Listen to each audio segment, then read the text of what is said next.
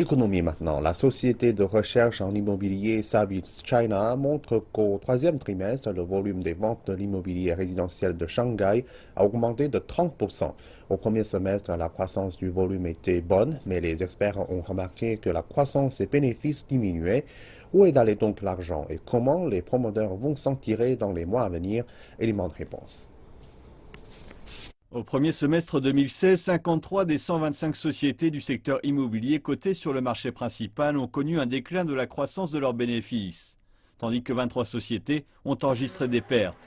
Pourtant, au cours des 6 premiers mois de l'année, le marché immobilier chinois a connu une hausse des prix de 8% sur une base annuelle à l'échelle nationale. Les experts expliquent que la raison derrière cette apparente contradiction est à rechercher du côté des terrains. Quelques 20 promoteurs ont dépensé 10 milliards de yuan chacun dans l'achat de terrain, rien qu'au premier semestre.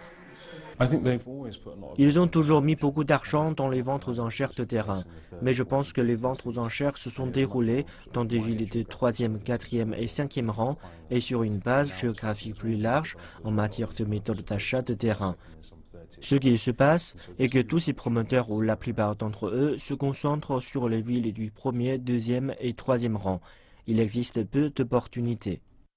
Au cours de la première semaine de ce mois, 21 villes chinoises ont pris des mesures pour tenter de stabiliser un marché immobilier en surchauffe. Ces mesures visent à réduire la demande, mais étant donné que les promoteurs continuent de créer de l'offre, seront-ils en mesure de maintenir la croissance de leurs bénéfices dans les mois à venir?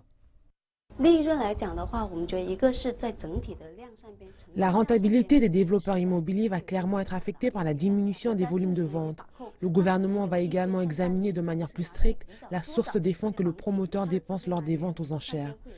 Certaines sociétés vont alors manquer de fonds et ne pourront dépenser autant qu'elles le souhaitent.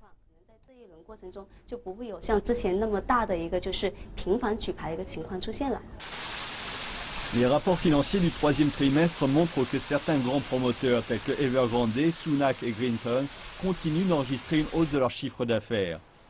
Mais que des sociétés plus petites telles que King & Housing et Shenzhen PRD ont annoncé un déficit au troisième trimestre.